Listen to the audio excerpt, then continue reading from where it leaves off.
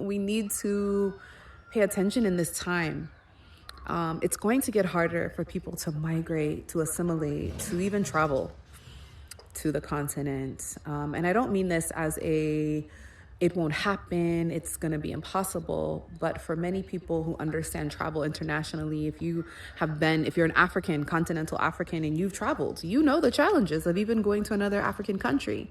Having to go to the US or the West is much harder. Having to provide bank statements, having to provide a verified address, having to provide a letter of why you want to be there, bank statements to make sure that you can maintain yourself. That is the reality for millions of travelers and has been for decades, centuries. These things are going to happen in a different way, right? I just feel that, the way geopolitically my home country is setting itself up, it may be challenging for Americans to have the freedoms and flexibilities globally that we've always had. And so be mindful of this, prepare. If you don't have your passport, you need to have your passport. If you can't get a passport, you need to uncover why you can't get it and get in motion. Get in motion. Get in motion. Don't put off things that you can handle today. I'm currently in New York City, and for me to get here, I needed to get a passport. Let me explain. The police also stopped me because I was a Nigerian, and then they arrested me and they even hit me. Next thing he said was, we need to check your stomach for drugs. I was like, drugs? The Trump administration is expanding its travel ban now. All immigrants from Nigeria will be banned.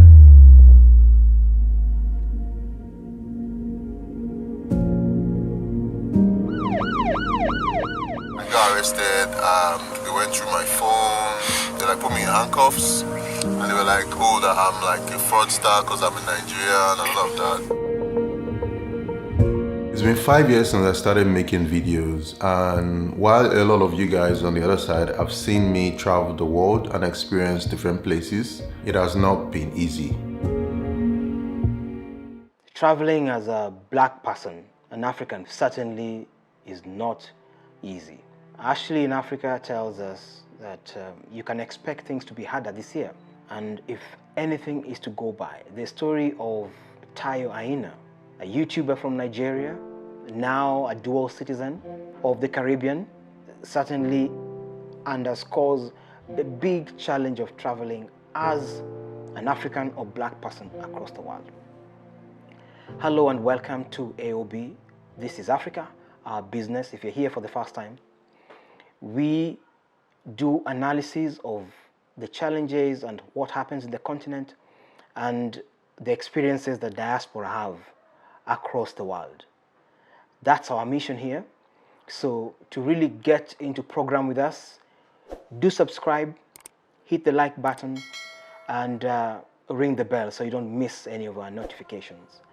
But this definitely is an important topic I would like us to discuss. The feedback we got from the last story we did about Kenya's visa problem is so varied, I can tell you that. And taking back from where Ashley was speaking, it's going to get harder as we go. Just in terms of the alignments in the world today, there's a great push to have documentation and the introduction of chips into people's passports and all these kinds of things. But most importantly is that the African person, whether you hold a blue passport, the American passport that gives you privilege, the minute you show your face, you are obviously judged by the color of your skin.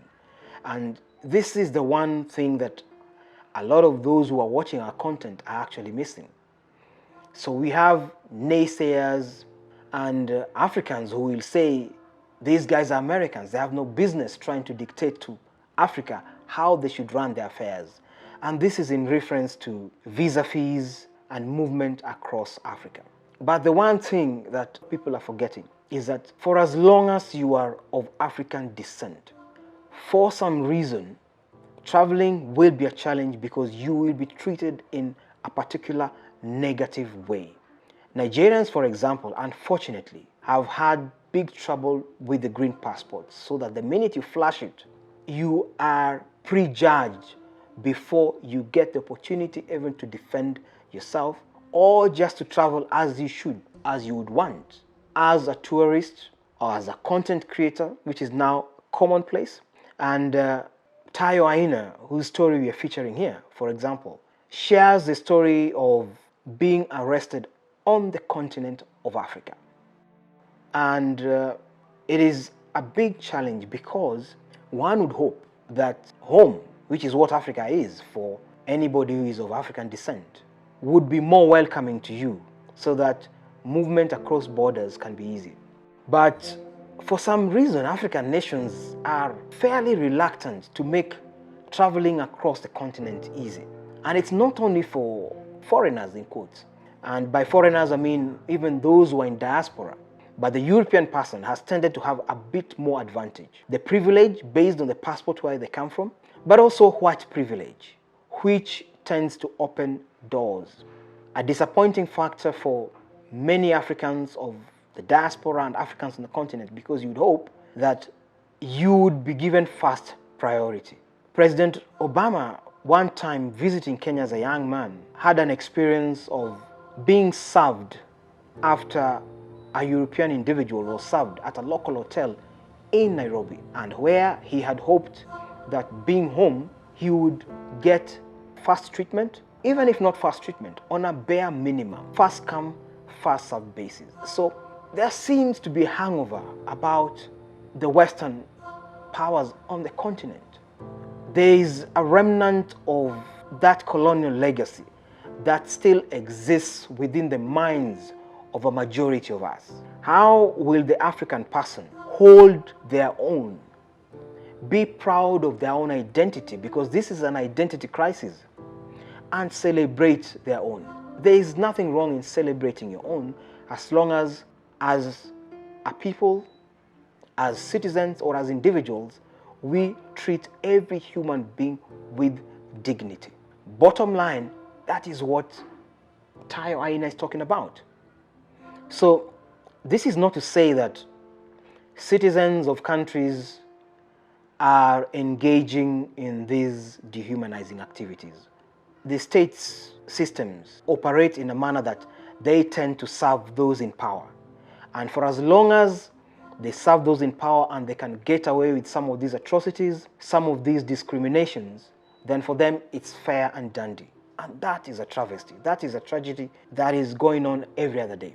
The worst bit about it is that our African brothers, especially continental Africans, will make the comments about those in diaspora, not realizing that the minute they board a plane and leave their own borders, land in a Western capital, for example, they will get the exact same treatment that a typical African American, British black person will be treated to in those countries. So to that extent, then you actually realize that you are African. So you may be discriminating against your brother and saying, let them pay what they need to pay. But ultimately, at the end of the day, you are a global citizen. We are all global citizens. So when we travel, we will face these challenges.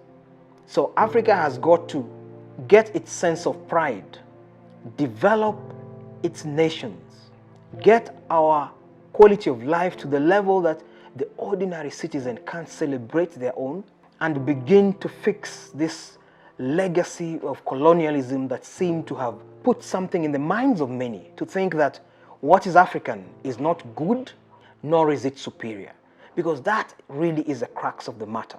And it ties very much with the sentiment that has been created out there for the longest time. There is a fear of what is African, the fear of what is black. What informs that fear? There's a projection that in the next few years, out of every 5 human beings on planet Earth, at least one person will be of African descent. In Africa today, Nigeria has the highest population. And Nigerians love to say that in any country in the world today, the majority of those that you will find who are of African descent, apart from the US, would most likely be Nigerian, of Nigerian descent. So that in itself tells you that there is an industrious spirit in the Nigerian person.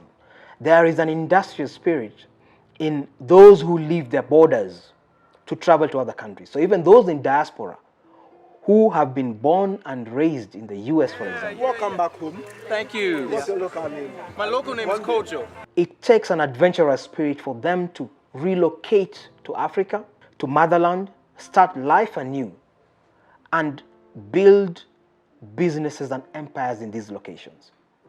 Tayo Aina, for example, has had to seek a second citizenship to give him the opportunity to travel the world and tell stories, tell the African story. If you have followed Aina's content, the brother is gifted. He is a master painter when it comes to telling a story in picture. His craftsmanship really brings you, connects you to the story that he's telling. But above that, the color of Africa is something that he brings out, he brings to life. So it is sad that he has had to go through that. But by sharing that story, those of us in diaspora can then begin to appreciate Africa. Those of us who are in the continent and are in denial about the need to embrace the rest of Africa out there can, from this story, actually appreciate the magnitude of the challenge that Africans of whatever shade have to face wherever they travel. I think the bigger tragedy is when then you have to face this at home. Whether you are in Northern Africa or Sub-Saharan Africa, the Southern Africa, or Central or Western Africa, to face these challenges at home is a big disappointment. Passenger complaints of harassment by KRA customs officials. African Union and African states have got to step up and make it a possibility for Africans of whatever descent to travel the continent, move around with ease, to invest, to embrace the motherland, to pilgrimage for those who wish to just come and go back where they have been raised for those hundreds of years. Those are realities that we will have to face. I've seen comments from the previous video, those who are not willing to embrace the brothers and sisters. Well, you cannot stop a moment whose time is here. We are African. So the Pan-African movement that Kwame Nkrumah spoke about, the founding fathers of this continent, of these countries, will have to come to life. It will take baby steps, it will take a few voices, but the journey is on. We must also note what is happening in European Union, for example. With their Schengen visa, they are able to accept movement across the borders. Nationalism will still be a challenge, which is what informed Brexit. They got to exit EU by a very slim majority. Nationalism also reared its head during Trump's time. Looks like he may be running again for president. What does that portend for the world? These are realities that we'll have to face. Every African person, black from the Caribbean, from Britain, from America, from wherever you are. These are realities. Ashley is saying, get ready, have your documentation in place so that you are able to make decisions in good time, move efficiently when the moment arrives. It is our business. This is Africa, our business, AOB. If you're here for the first time and this resonates with you, kindly subscribe, share, like to help us build a bigger platform. With a lot more interest in our content, we are able to share an analysis of what's happening in the continent. Kindly engage on the comments below.